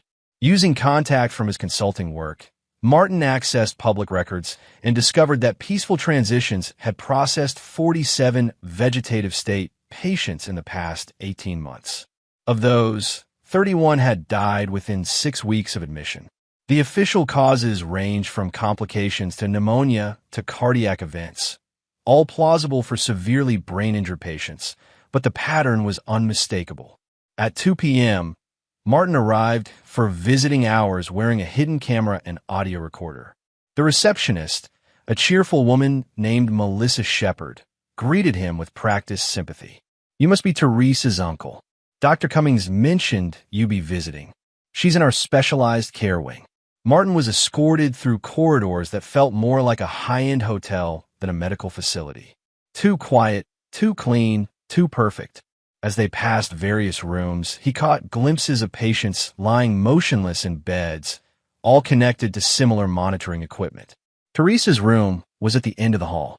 She lay exactly as she had at the hospital, but something was different. Her color seemed worse, and new 4 lines had been added. "She's receiving our specialized treatment protocol," Melissa explained. Dr. Cummings designed it specifically for patients with severe brain trauma. "What kind of treatment?" "Nutritional support, medications to prevent complications, that sort of thing. Very advanced stuff." Martin nodded and took a seat beside Teresa's bed. "Could I have a few minutes alone?" "Of course. I'll be at the nurse's station if you need anything." Once alone, Martin quickly examined the 4 setup. One line contained a clear fluid he recognized as saline. The other contained something else, a milky substance he couldn't identify. He discreetly photographed both bags and their labels. "Teresa," he whispered, "can you hear me? 1 squeeze. Are they giving you something that makes you weaker? 1 squeeze. Do you know what it is?" 2 squeezes, then her fingers began moving against his palm. Martin realized she was trying to spell something. He grabbed a pen and paper from his jacket. Letter by letter, Teresa spelled out SLOWPOSN. Martin's blood ran cold. They weren't just misdiagnosing patients. They were actively killing them, slowly enough to avoid suspicion. "How many others?" he asked. Teresa struggled to respond, her movements becoming more labored. The drugs were affecting her ability to communicate. Finally, she managed to squeeze his hand 3 times, then raised a shaking finger. 31. The same number Martin had found in the death records. "Uncle Martin?" Teresa's voice was barely a whisper, the first word she'd spoken since the stroke. They think I can't." "Save your strength," Martin said urgently. "I'm going to get you out of here." "Dad." "He knows," she breathed. "Sign papers. Gets money when I..." The pieces clicked into place. Edward wasn't just complicit, he was an active participant. He'd signed papers that would pay him when Teresa died, probably an insurance policy or some kind of legal settlement. "Mr. Shepard?" Melissa's voice called from the doorway. "Is everything all right?" Martin quickly pocketed his notes and returned to Teresa's side. "Just saying goodbye. It's hard to see her like this." Melissa entered with a syringe. "Time for her afternoon medication." "What kind of medication?" "Nutritional supplements. Helps prevent complications." Martin watched as Melissa prepared to inject the substance into Teresa's 4-line. Every instinct screamed at him to stop her, but he couldn't tip his hand yet. He needed more evidence, and he needed a plan that would expose everyone involved. "Actually," he said, standing up, "I think I should go. This is harder than I expected." Melissa paused. "Of course. Take your time processing everything." Martin kissed Teresa's forehead and whispered, "Hold on. I'm coming back for you tonight." Her eyes remained closed, but he felt the faintest squeeze of acknowledgement. That evening, Martin sat in his office with Luke Garner, his former military partner who now worked as a private investigator. Luke was one of the few people Martin trusted completely. They'd saved each other's lives more than once during their deployment in Afghanistan. "So let me get this straight," Luke said, reviewing the documents Martin had assembled. Your brother is working with this doctor to essentially murder your niece for insurance money. It's bigger than that. Martin pulled up the patient records on a screen. Look at the pattern. They're running a systematic operation. Dr. Cummings identifies patients with brain injuries, declares them vegetative regardless of their actual condition, then transfers them to this facility where they're slowly killed. Why not just let them die naturally? Because some of them might recover. Teresa's young and strong. She could potentially regain function with proper treatment. But if she's declared brain dead and dies in the facility, the insurance pays out immediately and no one asks questions. Luke studied the photos Martin had taken of the force setup. You think this milky substance is what's killing them? I think it's designed to cause gradual organ failure that looks like natural complications from brain injury. Perfect cover. What's your play? Martin leaned back in his chair, his expression hardening. I'm going to expose every single person involved in this operation. And then I'm going to make sure they face consequences. Legal consequences? Among other things. Martin's smile was cold. But first, I need to get Teresa somewhere safe. And for that, I'm going to need your help. Luke grinned. Like old times. Exactly like old times. But with higher stakes. As they began planning Teresa's extraction, Martin felt a familiar calm settle over him. It was the same feeling he'd had before every successful mission in Afghanistan. The certainty that came from having superior intelligence, better training, and righteous purpose. Dr. Cummings and his co-conspirators had made their living preying on vulnerable patients and desperate families. They were about to discover what happened when they targeted the wrong family. Chapter 5. The Extraction. At 2:47 a.m., Martin Shepard moved through peaceful transitions like a ghost. His military training served him well as he navigated the security systems he'd spent the previous day studying. The facility's arrogance had made them sloppy.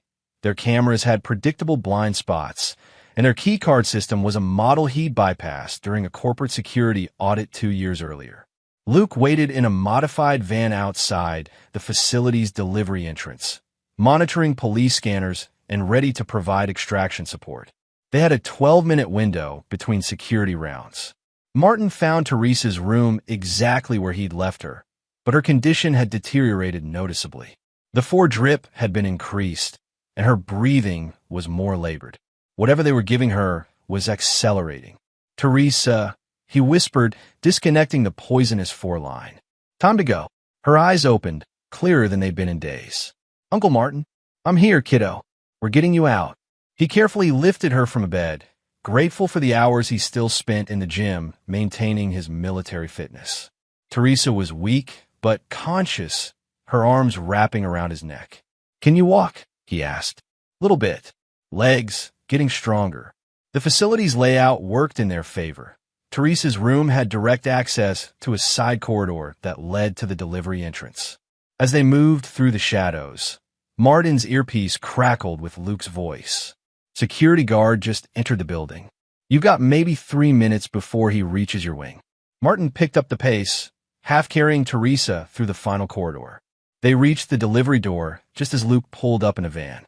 Go, go, go, Luke said as Martin loaded Teresa into the back of the van, which had been converted into a mobile medical unit. We've got company. Lights came on throughout the facility as they drove away. Martin knew they had minutes before Dr. Cummings was alerted and the real hunt began. Where are we going? Teresa asked, her voice stronger now that she was away from the poisonous four. Somewhere safe. A private medical facility owned by a friend of mine. Martin checked her pulse and blood pressure with equipment Luke had secured. Dr. Nina Fuentes is going to examine you properly. Uncle Martin? Teresa's hand found his. Dad really took money to kill me? The question hit Martin like a physical blow. I'm going to find out exactly what your father knew and when he knew it. I heard them talking yesterday. Dr. Cummings told him I'd be at peace within a week. Dad said he understood. Martin's jaw tightened. Edward hadn't just been complicit. He'd been an active participant in planning his daughter's murder. They arrived at Dr. Fuentes' private clinic 20 minutes later. Nina was an old friend from Martin's military days. A trauma surgeon who'd left the army to run an independent practice that specialized in treating patients who'd fallen through the cracks of the regular medical system. Jesus, Martin, Nina said as she helped Teresa onto an examination table. What have you gotten yourself into? Exactly what I've always gotten myself into. Protecting people who can't protect themselves. Nina's examination took 2 hours. When she finished, her expression was grim but not defeated. She's been systematically poisoned with a cocktail designed to mimic the progression of brain injury complications, Nina reported. Whoever did this knows their neurochemistry. But the good news is that her actual brain function is largely intact. With time and proper treatment, she should make a full recovery. How long? Weeks, maybe months for complete recovery. But she's already improving just being off their drugs. Teresa was sitting up now, color returning to her face. Dr. Fuentes, I need to ask you something. In my medical training, we learned about consent forms for experimental treatments. Could someone use those to justify what they were doing to me? Nina and Martin exchanged glances. What kind of forms? Nina asked. I remember Dad signing a lot of papers. He said they were just transfer forms, but some of them looked different. Longer. Martin pulled out his phone and called Ralph Dunbar, a lawyer who specialized in medical malpractice and had helped Martin's consulting firm with several cases. Ralph, I need you to check something.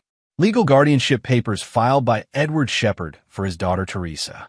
Specifically, anything related to experimental treatment or research participation. While Ralph searched legal databases, Martin outlined the situation. His lawyer's response was immediate and angry.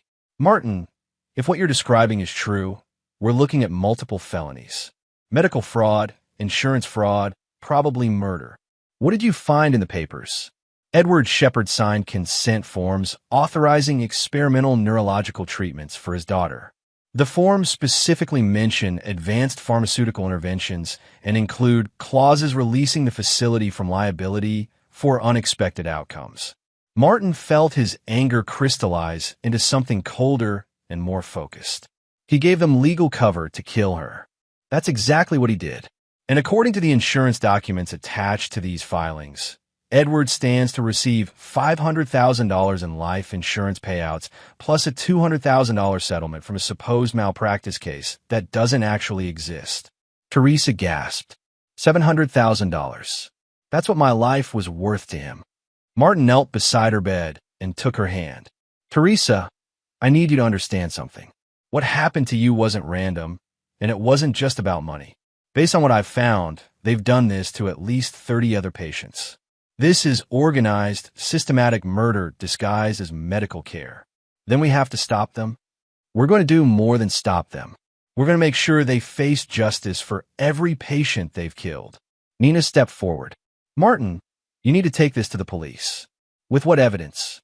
A note from a patient they claim is brain dead? Financial records that could be explained as legitimate business transactions? Martin shook his head. They've been careful. The police would need more than what we have. So what's your plan? Martin's smile was sharp and predatory.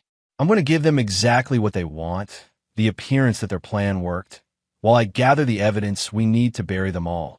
Teresa squeezed his hand. What do you need me to do? For now, get stronger. Learn to walk again, regain your strength. When the time comes, I'm going to need you to testify. But first, we need to make them think they won. Luke appeared in the doorway. Martin, we've got a problem. Someone just reported Teresa missing from the facility. Police are asking questions, and Dr. Cummings is claiming she was kidnapped. Martin had expected this. Perfect. That's exactly what I wanted them to think. How is that perfect? Because desperate people make mistakes. And I'm about to give Dr. Cummings and my brother exactly the kind of pressure that makes people extremely desperate. As sirens wailed in the distance, Martin began implementing the second phase of his plan. The hunt was on, but Dr. Cummings and Edward Shepard didn't realize they weren't the hunters. They were the prey. Chapter 6, The Hunter Becomes the Hunted. The news reports painted Martin as a delusional uncle who'd kidnapped his brain-dead niece from a legitimate medical facility. Dr. Cummings appeared on the morning news, expressing concern for Teresa's well-being and suggesting that grief had driven Martin to make an irrational decision. Mr. Shepard is clearly struggling with his niece's condition, Dr. Cummings told the sympathetic reporter. We just want Teresa returned safely so she can receive the care she needs. Martin watched the broadcast from Dr. Fuentes' secure clinic, which was registered under multiple business names and effectively invisible to casual searches. Teresa sat beside him, stronger each hour as the poisons cleared her system. He's good, Teresa admitted, watching her supposed doctor's performance. If I didn't know the truth, I'd probably believe him. That's what makes him dangerous, Martin replied. But it's also what's going to bring him down. Edward had also appeared on the news, playing the role of the grieving father desperate to get his daughter back. His performance was less polished than Dr. Cummings's, but effective enough for public consumption. Martin's phone buzzed with a call from Detective Dave Marks, the lead investigator on Teresa's case. Mr. Shepard, I need you to bring your niece back to the hospital immediately. What you've done constitutes kidnapping, regardless of your intentions. Detective Marks, before you arrest me, I need you to look at something. Martin activated a secure file-sharing app. I'm sending you financial records, patient mortality data, and chemical analysis of the substances they were giving Teresa. What kind of substances? Poisons designed to cause gradual organ failure. Detective, my niece isn't brain dead. She was being murdered slowly, along with dozens of other patients. There was a long pause. Mr. Shepard, those are serious accusations. They're about to become serious charges. Give me 24 hours to compile complete evidence, and I'll hand you the biggest medical fraud case this city has ever seen. I can't give you 24 hours. There's an APB out for you and your niece. Then meet me tonight. Warehouse District, the old Fisher Building. Come alone and bring someone from the DA's office. What I'm going to show you will end Dr. Cummings's career and put him in prison for the rest of his life. Martin ended the call and turned to Teresa, who'd been listening intently. Are you sure about this? She asked. If Detective Marks doesn't believe you, then we move to Plan B. Martin's expression was grim. But I don't think it'll come to that. The evidence is too strong, and cops hate being lied to. At 10 p.m., Martin and Teresa arrived at the abandoned warehouse. Detective Marks was waiting with Assistant District Attorney Stephanie Hayden, a reputation for prosecuting complex fraud cases. Ms. Hayden, Martin said, helping Teresa from the car, I'd like you to meet the allegedly brain-dead victim of this conspiracy. Teresa stepped forward, moving carefully but clearly under her own power. Detective Marks, my name is Teresa Shepard. 4 days ago, Dr. Felipe Cummings declared me vegetative and transferred me to a facility where they began poisoning me to death. The effect was immediate. Detective Marks stared, then looked at his notes, then back at Teresa. The reports said you had no higher brain function. The reports were fabricated, Teresa replied. I can tell you everything. Every conversation I overheard, every injection they gave me, every patient I saw them while out of that place in body bags. Martin opened his laptop and began presenting the evidence he'd assembled. Financial records showing payment from peaceful transitions to Dr. Cummings, patient mortality statistics, chemical analysis of the 4 substances, and recorded conversations he'd captured during his visits. This is a systematic operation, Martin explained. They target patients with brain injuries, falsified diagnoses, get families to sign consent forms for experimental treatment, then slowly kill the patients while collecting insurance payouts. ADA Hayden reviewed the documents with growing outrage. How many victims are we talking about?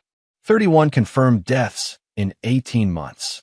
And those are just the ones I could verify through public records.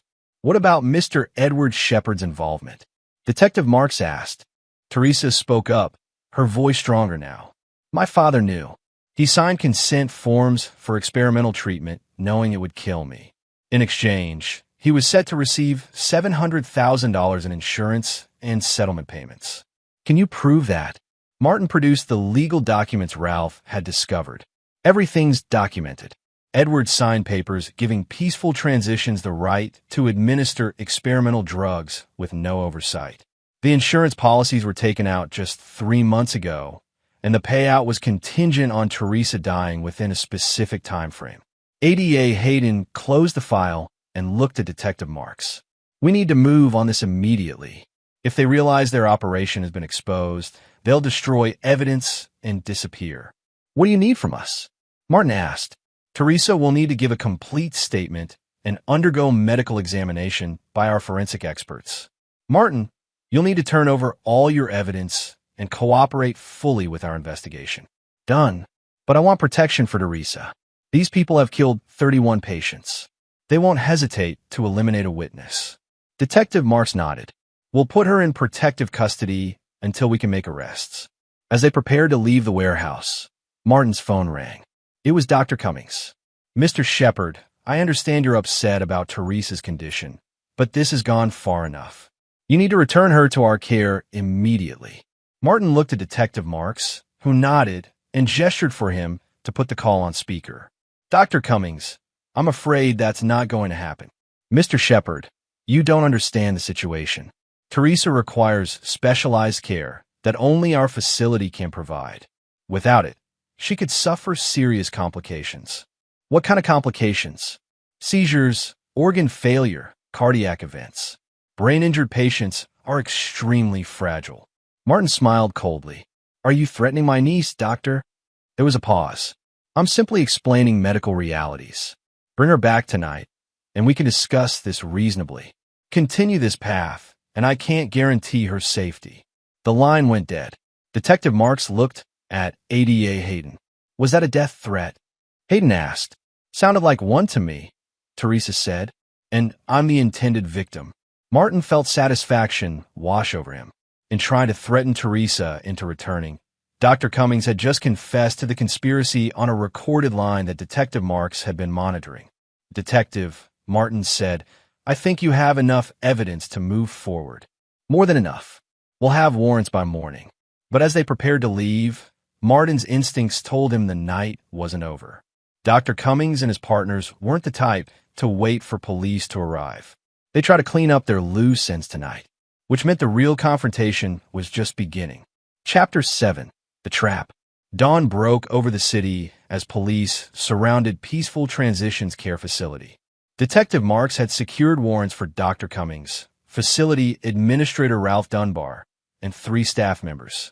But when they breached the building, they found it largely empty. They ran.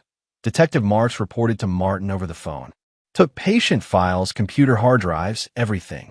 We've got 8 patients here who appear to be in the same condition Teresa was in, but all the documentation is gone. Martin wasn't surprised. What about Edward? No sign of him either. His apartment's cleared out. Martin stood in Dr. Fuentes' clinic, watching Teresa work with a physical therapist. In just 24 hours off the poison, she'd regained significant motor function and mental clarity. Her recovery was proof of Dr. Cummings' deception, but it also meant they'd lost the element of surprise. They're going to disappear, Teresa said, overhearing the conversation. Start over somewhere else. Not if I can help it. Martin's expression was determined. Luke's tracking them through financial records and travel arrangements. And I've got other resources they don't know about. ADA Hayden arrived an hour later with disturbing news. We found evidence at the facility that confirms everything you suspected. Hidden cameras in patient rooms, detailed records of pharmaceutical doses, and payment receipts. But we also found something else. She handed Martin a file folder. Dr. Cummings kept detailed psychological profiles on family members.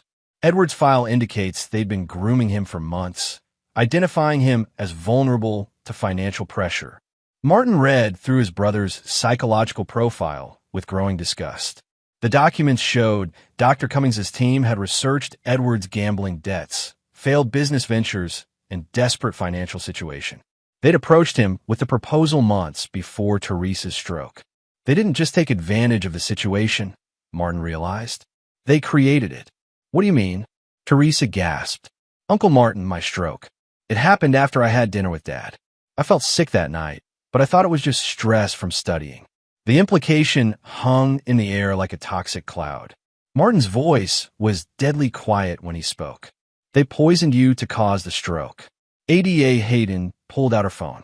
We need to test Teresa's blood for any remaining traces of stroke-inducing substances. But Martin was already thinking beyond the legal case. Dr. Cummings and Edward weren't just criminals. They were murderers who tried to kill a young woman for money. And now they were running, probably planning to set up their operation elsewhere. The legal system might take years to find them, if it ever did. But Martin had other options. His phone buzzed with a text from an unknown number. Stop pursuing this matter, or Teresa will suffer an unfortunate accident. We know where she is. Martin showed the message to Detective Marks, who immediately increased security around the clinic. But Martin knew police protection could only do so much against people willing to kill for money. I need to end this, he told Luke privately, before they disappear completely or try to hurt Teresa again. What are you thinking?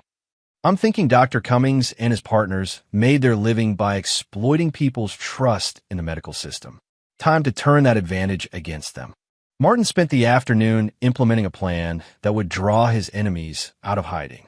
Using his intelligence contacts, he leaked information suggesting that Teresa had died from complications related to her stroke, and that Martin had been arrested for interfering with her medical care. The fake news reports, planted in local media through carefully cultivated sources, painted a picture of Dr. Cummings as a vindicated medical professional and Edward as a grieving father who'd lost his daughter because of his brother's reckless actions.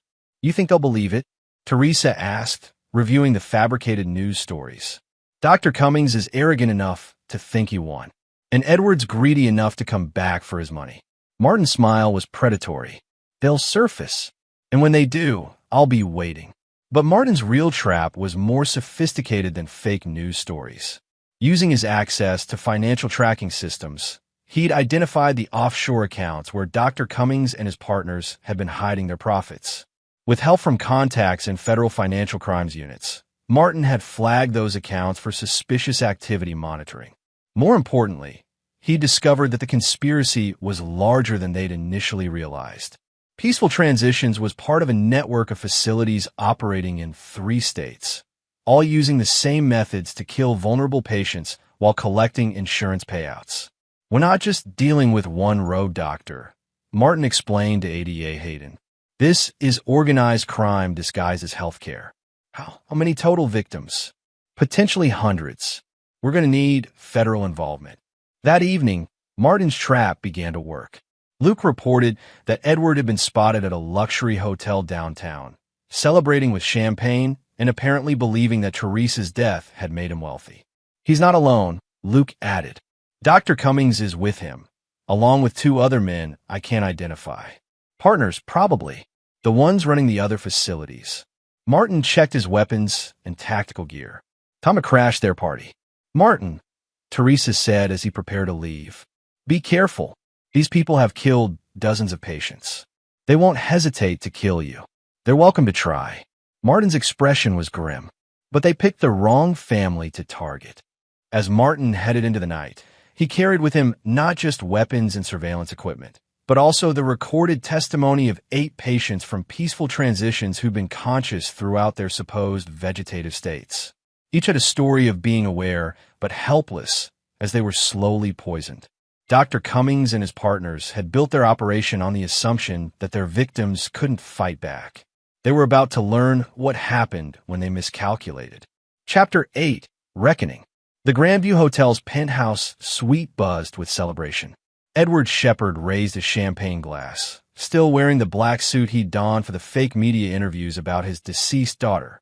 To successful partnerships, he toasted, looking around the room at Dr. Cummings and the 2 men Martin hadn't been able to identify through surveillance.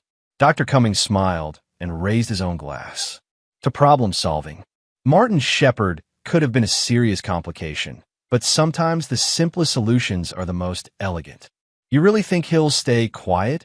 Asked the older of the 2 strangers, a man with silver hair and expensive suit. Martin Shepard is facing federal kidnapping charges, Dr. Cummings replied. His reputation is destroyed, his business is under investigation, and his niece is dead. He has nothing left to fight with. What they didn't know was that Martin was listening to every word through surveillance equipment he'd planted in the suite that afternoon, while they were all attending Teresa's fake funeral. Luke's voice crackled through Martin's earpiece. You getting all this? Every word. Are the feds in position? Standing by. Agent Copeland is monitoring from the building across the street. Martin had spent 2 days setting up this moment. The fake death certificate, the staged funeral, the planted surveillance equipment, all designed to make Dr. Cummings and his partners comfortable enough to discuss their operation openly. The beautiful thing about our model, Dr. Cummings was saying, is that it's completely scalable. We're already expanding into Colorado and Arizona. Brain injury patients are a renewable resource. Car accidents, sports injuries, workplace incidents. Americans generate dozens of potential victims every day. The silver-haired man nodded approvingly. And the insurance companies never question vegetative state diagnoses. Why would they? We're highly credentialed medical professionals making difficult diagnoses about complex cases. Who's going to challenge us? Grieving families who don't understand medicine. Edward laughed, already drunk on champagne and anticipated wealth. Martin always thought he was smarter than everyone else. Military this, intelligence that. But he couldn't outsmart a simple business arrangement. Speaking of which, the second stranger said, "Your payment has been transferred. $700,000, as agreed." Edward checked his phone and grinned. Beautiful. And there's no way this can be traced back to us. Edward, my friend, Dr. Cummings said, Teresa died of complications from stroke. You're receiving legitimate insurance payouts and a settlement from a sadly unsuccessful treatment attempt. Everything is perfectly legal and documented. Martin had heard enough. He activated the signal that would bring law enforcement into the building while he moved toward the penthouse from his position on the roof. But as he prepared to descend through the access hatch he'd opened earlier, his earpiece crackled with urgent news from Luke. "Martin, we've got a problem. 3 armed men just entered the hotel through the service entrance. They're not police." Martin's blood chilled. "Security cameras? I'm watching now. They're heading for the penthouse level. Professional movements, tactical gear." The conversation in the suite had changed tone.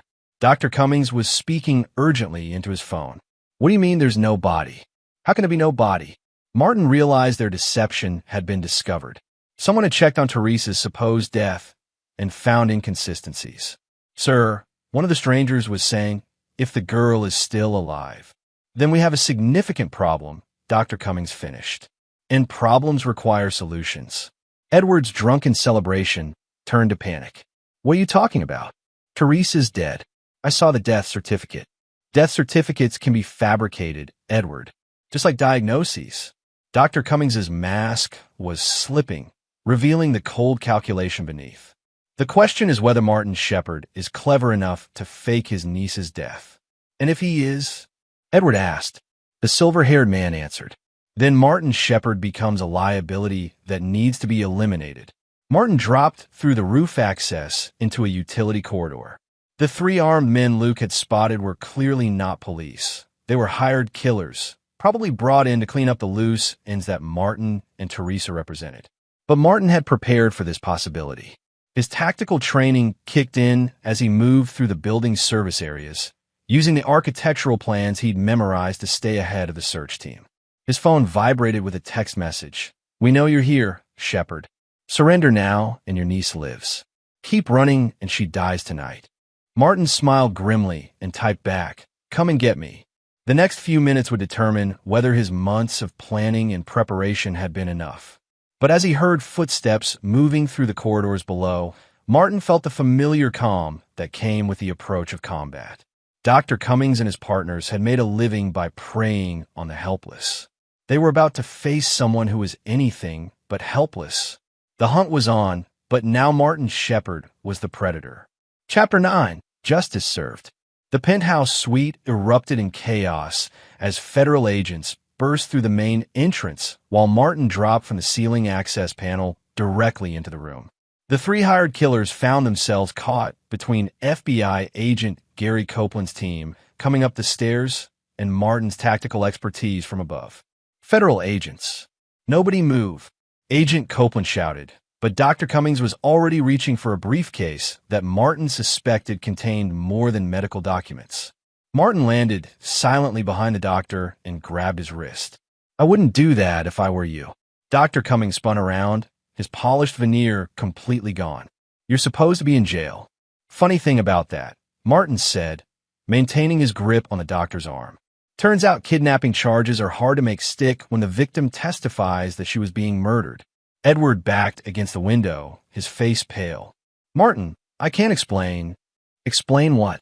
That you sold your daughter's life for $700,000. Martin's voice was ice cold. That you signed papers authorizing them to poison her to death. The silver-haired man tried to make a run for the emergency exit, but FBI agents were waiting. As he was taken down, his briefcase spilled open, revealing dozens of fake medical documents and insurance forms. Ralph Dunbar, Agent Copeland announced, reading from the man's identification. Administrator of Peaceful Transitions and 2 other facilities in Colorado and Arizona. Mr. Dunbar, you're under arrest for conspiracy to commit murder, insurance fraud, and violation of federal racketeering statutes. Dr. Cummings looked around the room desperately. This is ridiculous. I'm a licensed physician. These accusations are... Dr. Cummings, a new voice interrupted. Teresa Shepard stepped into the room, walking steadily despite everything she'd endured. I'd like you to meet my friend from medical school. Behind Teresa came Dr. Mike Ayers, a federal medical examiner who'd been documenting the evidence of systematic poisoning. Dr. Cummings, Dr. Ayers said formally, I've completed analysis of the substances you were administering to Teresa Shepard and 7 other patients. The cocktail includes neurotoxins specifically designed to mimic stroke complications while causing gradual organ failure. Dr. Cummings's face went white. That's impossible. I've never... We also found your research notes, Teresa added. Detailed documentation of drug combinations, timing protocols, and patient selection criteria. You kept very thorough records for someone committing random acts of medical malpractice. Martin watched his niece face down the man who tried to kill her. There was no fear in her expression, only determination and the kind of steel that ran in the Shepard family bloodline. You made one critical mistake, Doctor, Teresa continued. You assumed I was helpless. But while you were poisoning me, I was studying you, learning your patterns, memorizing conversations, gathering evidence. She pulled out a small digital recorder, including this recording from yesterday, when you called Ralph Dunbar to discuss accelerating the timeline for remaining loose ends. As federal agents processed the arrests, Martin pulled Edward aside. His brother looked broken, the reality of his actions finally sinking in. Martin, I'm sorry. I never meant for it to go this far. You signed papers authorizing experimental treatment that you knew would kill your daughter. What did you think would happen? I was desperate. The gambling debts, the business loans, they were going to kill me if I didn't pay. So you decided to let them kill Teresa instead. Edward's shoulders sagged. I thought she was already gone. The stroke was so severe, and Dr. Cummings said she'd never recover. She was never brain dead, Edward. Every day you visited, every time you signed another form, she was aware. She heard you planning her death. The weight of that knowledge crushed what remained of Edward's composure. God, what have I done? You betrayed your daughter for money, and now you're going to prison for it. As Edward was led away in handcuffs, Martin felt no satisfaction, only sadness for what his brother had become. 3 weeks later, Martin sat in a federal courthouse listening to ADA Hayden present the government's case against Dr. Cummings and his co-conspirators. The evidence was overwhelming. 47 confirmed murder victims across 3 states, millions of dollars in fraudulent insurance claims, and a network of medical professionals who perverted their oath to do no harm into a systematic killing machine. Teresa testified via video link, her recovery serving as living proof of the conspiracy's scope. Her testimony was devastating, describing not only her own experience, but also the other patients she'd observed being slowly murdered. I watched them kill Mrs. Elena Vega in the room next to mine, Teresa said, her voice steady despite the traumatic memories. She'd been trying to spell words with her fingers for days, but the staff ignored her. Then one night, they increased her 4 dosage, and by morning she was dead. Dr. Cummings's defense attorney tried to argue that the deaths were natural complications, but the chemical evidence was irrefutable. The drug cocktail found in patient systems had no legitimate medical purpose except to cause death while mimicking natural causes. Ralph Dunbar turned state's evidence in exchange for a reduced sentence, providing details about the network's expansion plans and victim selection criteria. His testimony revealed that they'd been targeting not just stroke patients, but also elderly patients with dementia and veterans with traumatic brain injuries. The business model was simple, Dunbar testified.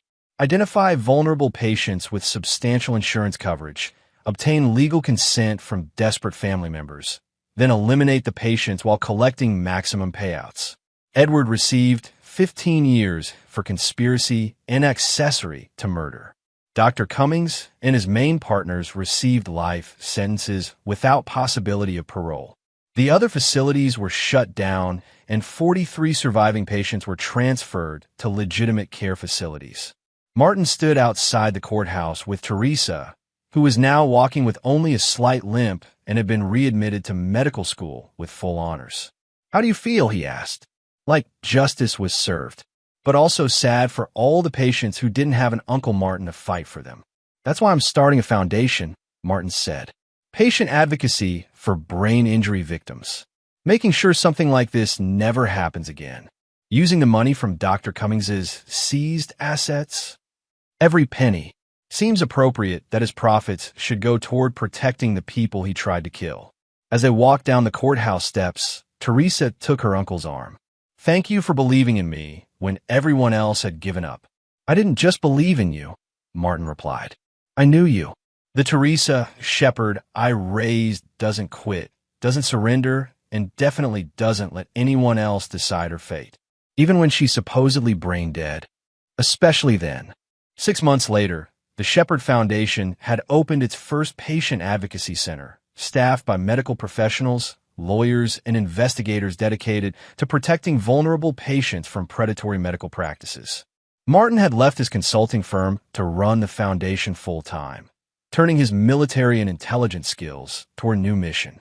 Teresa finished her medical degree with distinction and joined the foundation as its chief medical officer, specializing in brain injury recovery and patient rights. Her own experience had given her insights into patient care that no textbook could teach. The foundation's first case involved a network of nursing homes in Texas that were over-medicating elderly patients to reduce care costs. The second involved a rehabilitation center that was declaring brain injury patients untreatable to maximize insurance reimbursements. Apparently, Teresa told Martin, as they reviewed case files, there are more Dr. Cummings out there than we realized. "Then we'll find them," Martin replied, his expression carrying the same cold determination that had driven him to save Teresa. All of them. In the end, Dr. Cummings's operation had been built on a fundamental miscalculation. They'd assumed their victims were helpless, voiceless, and forgotten. They counted on families being too grief-stricken or financially desperate to ask hard questions. But they'd made the mistake of targeting Teresa Shepherd, whose uncle had spent his career